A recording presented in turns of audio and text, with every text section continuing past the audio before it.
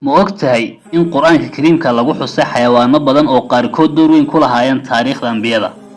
Quraanjadii Nebi Suleymaan, yeegii cunay shaarkii Nebi Yuusuf, maskii ka dhashay ushii Nebi Muuse, iyo wankii samada laga soo dejiyay ee lagu badbaadiyay Nabiyullaahi Ismaaciil.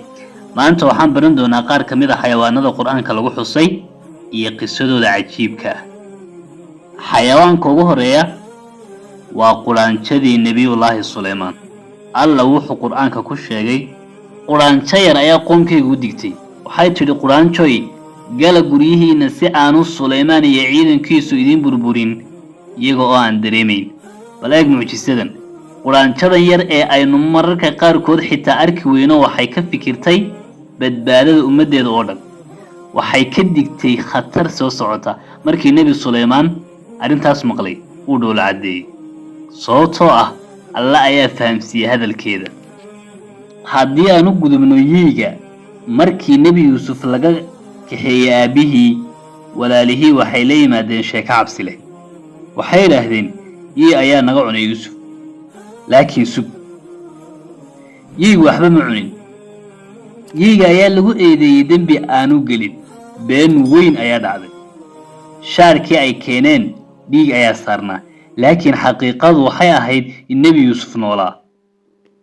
3 mid ka mid ah mucjisooyinkii ugu waaweynaa Nebi Muuse waxay ahayd ushiisii. markii Alla amray inuu tuuro, wax yar gudaheed ushii waxay isku bedeshay mas weyn. dadkii oo dhan way argagixeen.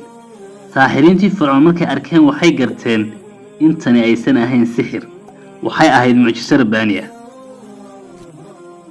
maskaasina waa mid ka mid ah xayawaanada Qur'aanka lagu sheegay في سورة طه مركي لقول نبي الله موسى أشار طور فألقاها فإذا هي حية تسعى. أبي صدق دقي سؤالوي تاسنوا مد كمد كو قرآن كلو شيء حتى أنا يجنو وانكي نبي إبراهيم وحلوين امتحامي ويلكي سوت على نبي إسماعيل لو حو أقبل أمر كالله بل كفكر أبد ديارو إنو أضيعو ربي جيسا يويل ديارو إنو أضيعو ربي جيسا. markii ay isdhiibeenna alla wuxuu samada ka soo dejiyay wan weyn. markii uu Nabiyullaahi Ibraahim didiisii soo qaatay isagoo qowracaya inankiisii Ismaaciil, ayuu Ilaahay ku badbaadiyay wankaas ayaa noqday badbaadadii Nebi Ismaaciil. subxaanallah. kuwani waa qaar ka mid ah xayawaanada Qur'aanka lagu xusay, mid walbana wuxuu xambaarsan yahay fikir weyn iyo mucjiso cajiib ah. si aad ula socoto qaybta labaad fadlan channelka subscribe, like, share, share,